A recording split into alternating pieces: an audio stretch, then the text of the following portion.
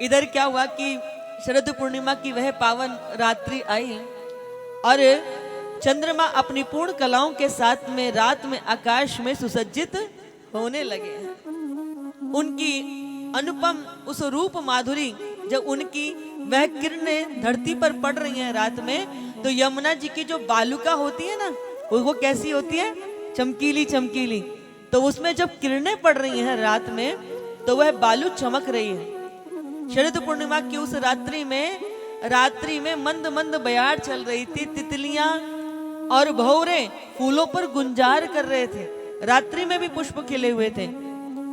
यमुना जी में जब हवा की लहरें टकराती हैं, तो यमुना जी के अंदर तरंगे हिलोरे मारने लगती हैं। अद्भुत दृश्य है भागवत जी के अंदर रास पंचाध्यायी में। अब श्याम सुंदर रात्रि की उस बेला में अपने अधरों पे धर करके जैसे ही वंशी में स्वरों का निनाद करते हैं, 84 कोस के ब्रजमंडल में जहां जहां वह वेणु की ध्वनि जाती है, प्रत्येक रहने वाली गोपी को ऐसा लगता है जैसे श्याम सुंदर उसका नाम ले ले करके उसको पुकार रहे हैं।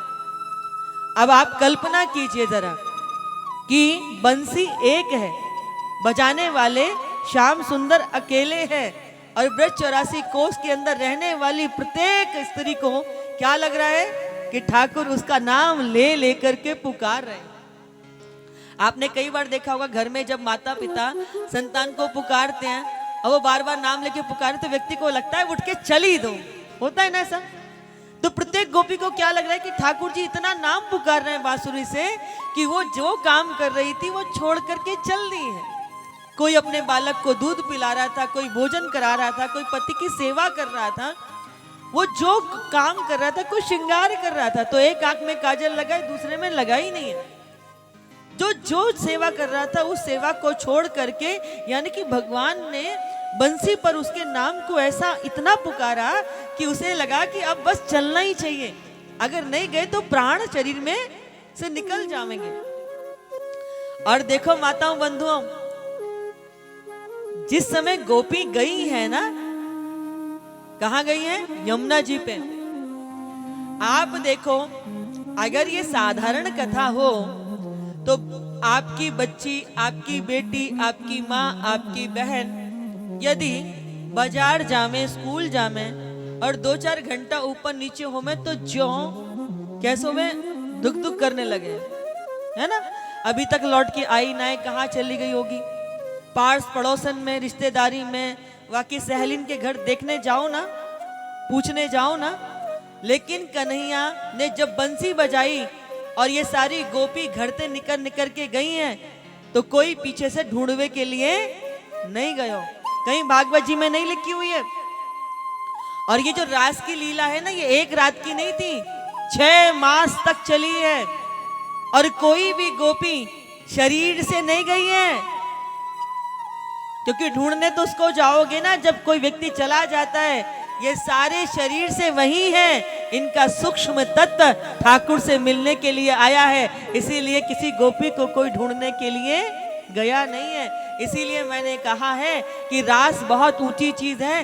व्यंग में भी जो हिंदू समाज, अरे बड़ो रास रच रो है, अरे बड़ी गोपी भी नहीं फिर रही है, हम बहुत बड़े पाप के भागीदार बनते हैं। रास बहुत पावन चीज है, जीव का ईश्वर से मिलन है रास। आपको मालूम है इस रास की लीला में महादेव भोले शंकर भी आए थे, उनको प्रवेश नहीं मिला था। बोले पहले हृदय में गोपी भाव लेकर आओ, तब महादेव को रास में प्रवेश मिला था। रास कोई साधारण बात है? हमने इसे वो लैला मजनू वाले, वो आजकल जो वो चल रहा है ना आशिकी वाला, हमने उसको बहुत सस्ता बना लिया। हम ऐसे भगवान की कोई काम कीड़ा समझते हैं कि रास का मतलब है कोई ऐसा ही प्रेम प्रसंग, पर रास तो बहुत ऊंची चीज है। कामदेव जहां कामदेव भी लज्जित हो जाए, महादेव शंकर भी जहां गोपी भाव में आना पड़ जाए, लक्ष्मी जी को जिस रास में प्रवेश नहीं मिला। सारी गोपियां अपने घर में हैं, 6 मास तक गोपी भाव केवल उनका सूक्ष्म तत्व भगवान से मिलन करने के लिए गंगा के तट पर पहुंचा।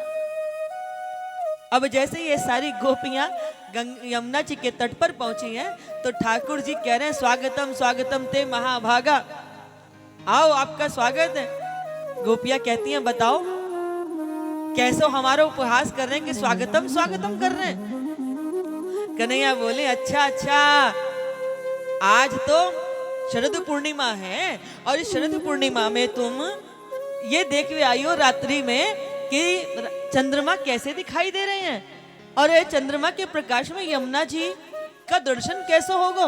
जल्दी जल्दी कर लो, देखो बहुत रात्रि है गई है और ऐसी रात्रि के पहर में किसी भी स्त्री को नितांत एकांत जंगल में अकेले नहीं जानो चाहिए।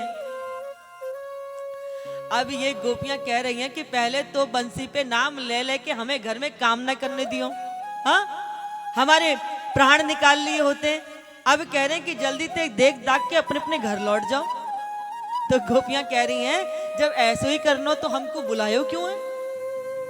कन्हैया बोले कि देखो ज्यादा सोचवे की जरूरत ना है, बड़ी बड़ी बातें करने की जरूरत ना है, आप दर्शन करो और अपने अपने अपने घर जाओ। बोले जो स्त्री मन वचन कर्म से अपने पति की आज्ञा का अनुसरण करती है, उसकी सेवा करती है, भगवान की कृपा तो उसको सहज वैसे ही प्राप्त हो जाती है। और बंधुओं मैं तो कहां तक कहूं कि जब भी कोई स्त्री भगवान की भी पूजा करती है तो उसके भाव के अंदर पति की भी पूजा करती है तो उसके हृदय में यही भाव होता है कि मुझे भगवान की प्राप्ति हो जाए। अब कन्हैया उनको कहने लगे कि देखो पतिव्रता स्त्री के लिए तो पातिव्रत्य व्रत की बड़ी महिमा है। अब यहां पर कन्हैया ने गोपियों को बड़ा सुंदर उपदेश दिया कि एक व्यक्ति धन कमाने के लिए बाहर जाने लगा तो उसकी पत्नी बड़ी दुखी हुई। उसने कहा कि नाथ आप यदि चले जाओगे तो मैं घर में क्या करूंगी, मेरा समय कैसे व्यतीत होगा। अभी आप यहाँ थे तो आपकी सेवा करती थी, भोजन बनाती थी, घर का कामकाज करती थी, समय बीत जाता था। उसके पति ने कहा देवी घर परिवार चलाने के लिए तो धन अनिवार्य होता है, पर तुम चिंता मत करो, मैं कुछ ना कुछ जरूर यत्न करूंगा। और उसने मिट्टी लेकर के एक छोटी सी मूर्ति बना दी और वो अपनी पत्नी को दे दिया। उसने कहा कि जब तक मैं लौट करके नहीं आता तब तक तुम इस मूर्ति को मुझे मान करके मेरी पूजा कर लिया करना। तो ये तो चला गया और वह स्त्री अपने पति की उस मूर्ति की पूजा करने लगी। भोजन बनाती, सबसे पहले उसको भोग लगाती और धीरे धीरे समय बीतता गया। घंटों घंटे वह उस मूर्ति को अपना पति मान करके उनके पास ही बैठी रहती। तो अब समय बीतता चला गया और एक दिन उसका पति 8-9 महीने के बाद लौट कर के आया तो वो द्वार पर खड़ा है। तो गोपियां कन्हैया से कह रही हैं कि ये बताओ कि द्वार पर इसका पति आकर के खड़ा है और ये अंदर बैठ करके उस मूर्ति की पूजा कर रही है, इसको क्या करना चाहिए। कन्हैया बोले ये भी कोई बात है, अरे जब असली का पति द्वार पर आ गया है तो इसको मूर्ति की पूजा छोड़ करके अपने द्वार पर असली पति को लेने के लिए जाना चाहिए, उसको लाकर उसकी सेवा करनी चाहिए।